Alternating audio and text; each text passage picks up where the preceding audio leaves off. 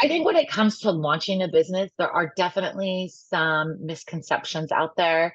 Uh, so for any of you aspiring entrepreneurs, I'm just going to tell you from my experience and helping a lot. I actually should look that up. I'm not sure how many businesses at this point we've helped launch. But when you look at that, it's a pretty big paradigm shift, especially if you're coming from a corporation and going out on your own. And so, in my experience, there is a huge shift of understanding that now you don't have a team, you don't have resources, you don't have the tech. You have to create all these things, the equipment, the things you can't do. You have to find the people who can do them and pay them. Um, so I think a lot of the misconceptions is you can get kind of stuck in the very, very beginning, creating the LLC and all the legal documents, right? You can get stuck in the noise of just the legal setup. You can get stuck in the noise of just the accounting and banking and financing, right? All those things. So don't let your CPA derail you. If they're a good CPA, they know the job, right? They stick with that. They do your taxes, help guide you, but they don't overwhelm you with challenges to try to overcome. They should be giving you questions that pertain to what you're creating, and you can narrow in from there and get that clarity of how yours is going to be structured so that you can move forward. And same with the legal documents. A lot of times I've had I think three total business attorneys since being in business. And with some of them, they were cookie cutter. And I was like, oh, wow, I just paid you so much money to do what I already had. I just needed to just change some things. Not going to do that again. Um, I've had some that didn't really understand my business. And so we were getting documents and contracts that didn't really jive, like your privacy policy on your website, right? I was like, this doesn't make sense for what we do. We're missing like half the business, but they didn't understand the other half of the business. So when you're working with these two professionals, be clear on what it is you're creating and what your needs are. And then they can fill in the gaps and point out other areas that maybe you haven't seen. Same with insurance, right? I prefer doing insurance with a brokerage.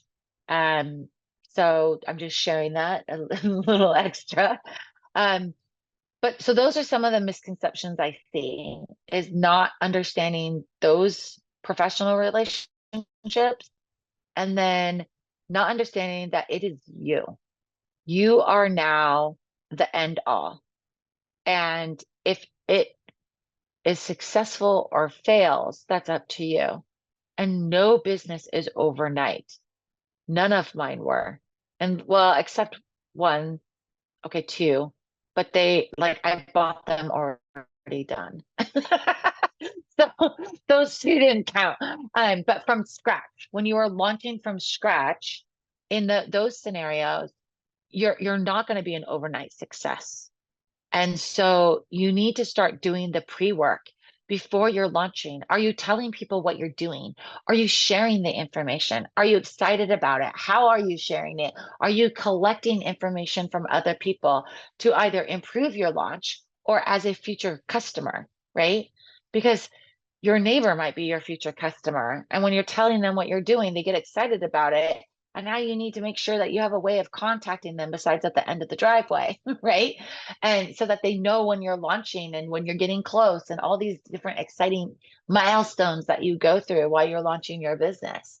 But you want those cheerleaders around you. That's why we always do ours as like a cohort. So we have peers that we can communicate with and like take the journey with together, and they all stick together.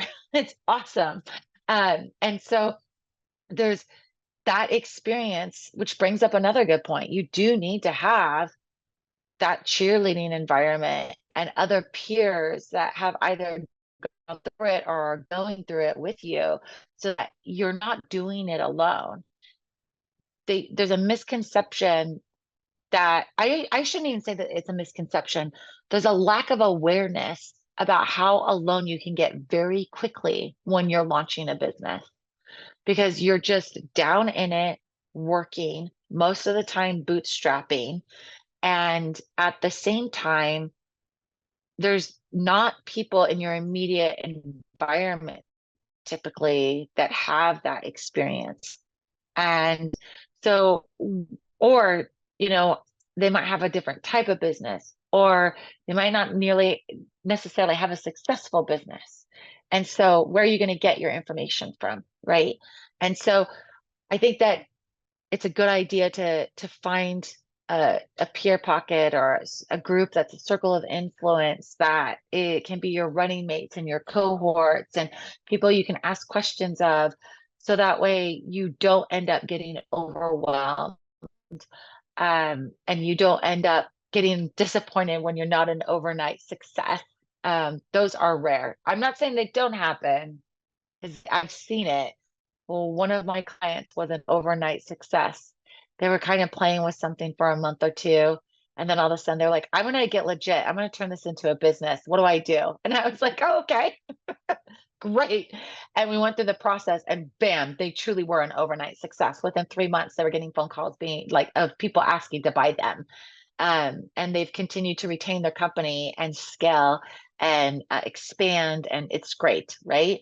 So yes, it can happen. Um, it just depends on how you do your model. With that one in particular, we had an investment that we had. So we were able to look at the amount of money and allocate it appropriately and scale quickly. So when you are looking at this too, one of the misconceptions is the money. People have this idea that you either need lots of money or you can do any business bootstrapping. I'm here to tell you that both are true and false. You cannot bootstrap every business. When I started my brick and mortar, for example, I had spent over $20,000 and committed to another $50,000 before we even took possession of the property. And that was on a rental. And all that money wasn't it just the rental. It was, and this was obviously a while ago, and in a depending on where you're at, those prices might be your rental. But for us, we had to decorate the place. That was our brand. We had to get the equipment in place. We had to get, there were so many different things. We had to create new policies and procedures. We had to have inventory on hand. We had to relocate our manufacturing environment into that same building. So we had to create the manufacturing environment. Right. There was a lot of different things. Signage, that was shocking. I had no idea signage was so expensive. There was a lot of things that we had to do that we could not have bootstrapped. And so income investments, income financing, and what do you have to work with in that case? Because when you do one of those businesses, you can't start from nothing. The nice thing is with technology, it's damn near bootstrapping with nothing. And I will say that before we scaled into a brick and mortar, I bootstrapped that company in the beginning. And I would take funds from each of my paychecks and start buying inventory. And then we would expand based off of what I could make out of that inventory. And there's because ours was manufacturing. So we had the materials we were bringing in, which was our inventory. And then we would build our product from there.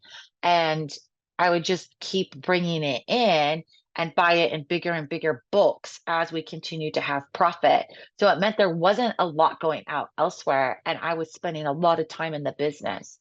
And so that was fine, but that's not how we were going to be able to scale.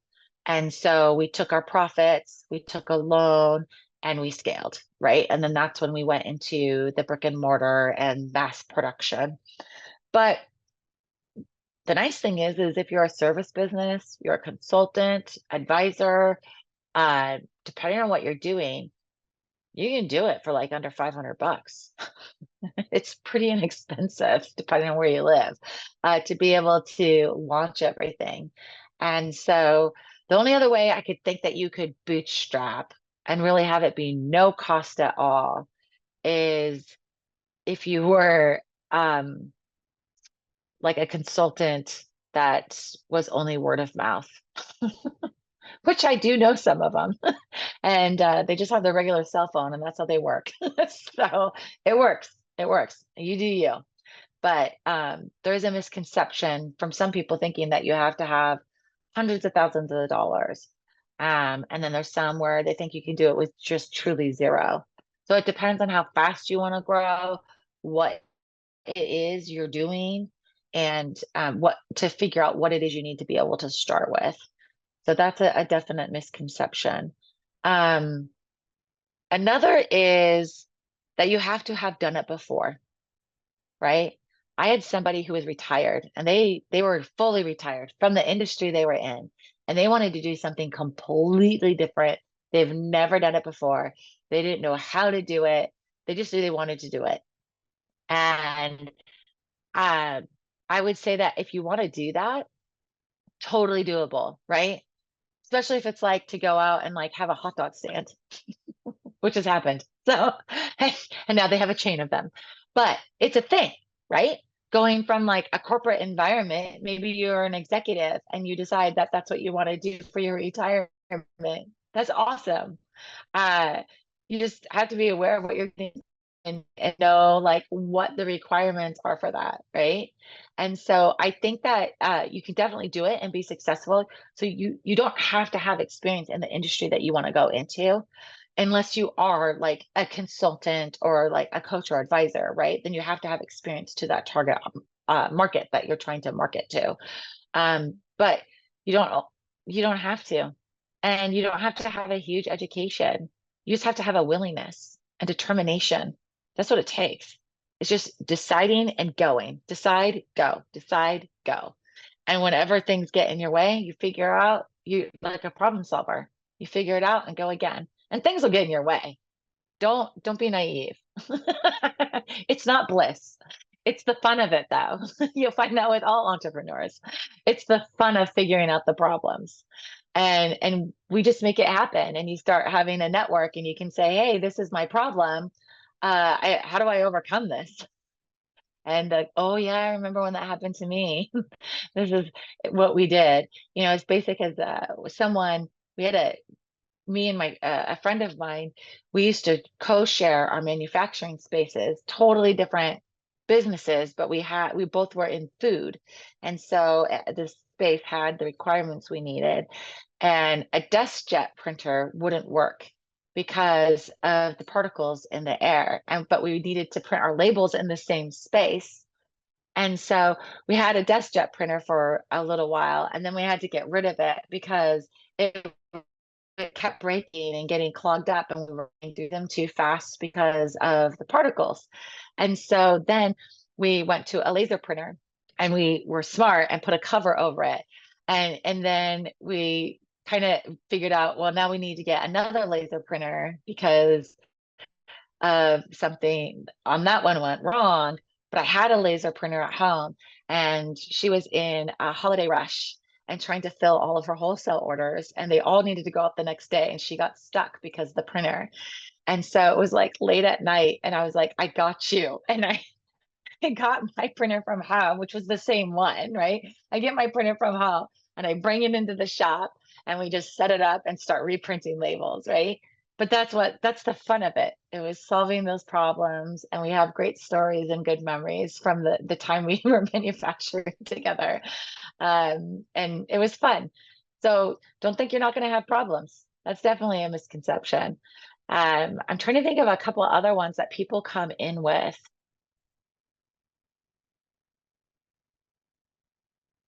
I think a lot of it is actually, I wouldn't say they're misconceptions. A lot of the other ones are mindsets of making that transition in the business. You do people, I see it all the time come across them of imposter syndrome, or you start launching your business and realize you don't want to do it. That's normal, actually. I shouldn't say it's like crazy normal. It's not like a 50% ratio, but it happens. Usually one in the group that like one out of the group will go, wow, now that I've gotten this far in setting up, I don't like doing this because we go through like the research of your clients and you're going to need to market. and they might have thought it was going to be something else. And so then we shift to another business. Because when you have that entrepreneur spirit, you still really want to create and have this legacy and leave this mark or fix this problem or whatever it is, right? And you just have that spirit about you. And so once you kind of start getting into it, we can figure out another business or a different way of going about to solve the same problem without the model that you were starting to design. So don't be afraid to shift and pivot. It's a very agile space. So I hope that gives you some help if you're considering maybe starting a business, right? And maybe your deal is you're just actually wanting to be an author. That was one of my aspirations for a long time. And now that I am an author, it's kind of addicting. You get this really great idea, and over like a couple of years, you start piling up all the information. You're like, nope, the book's in me. I got to write it now. And maybe that's you. Maybe if you're an author, it gets real streamlined and it's like bam, bam, bam, bam, bam. Like you just follow our program for authors, right? And then, it just depends on what you're doing. But when we're looking at the aspirations you have, anything is possible. You can create anything you want to.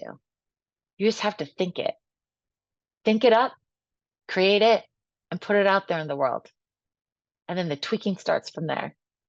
So I hope you enjoy.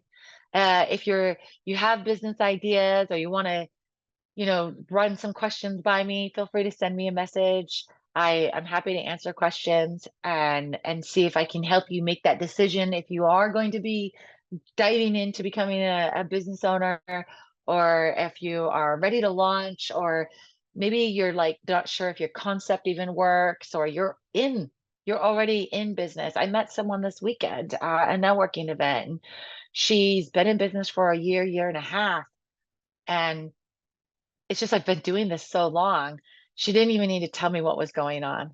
And I was like, listen, I'm going to send you an email, but right off the top of my head, here's the things you need to do. This will scale your business and get your launch off. Like she'd been in business that long, but never really had like a launch. Her launch was very soft. And there's nothing wrong with that, right? But that's not what her intentions were. And so it was like, oh, sweet. You actually, based off of what I know about you right now, need to market this way, which is totally different than everyone's telling people in your industry to market. So let's redesign that. I'll send you some links for some places you can go to market. And that's what you need to do. And by the way, these other people at this event, you should go talk to them. They are your market, right? And that was fun. But if you've got something like that, just throw it by me, send me a message. I'm happy to help, and happy launching.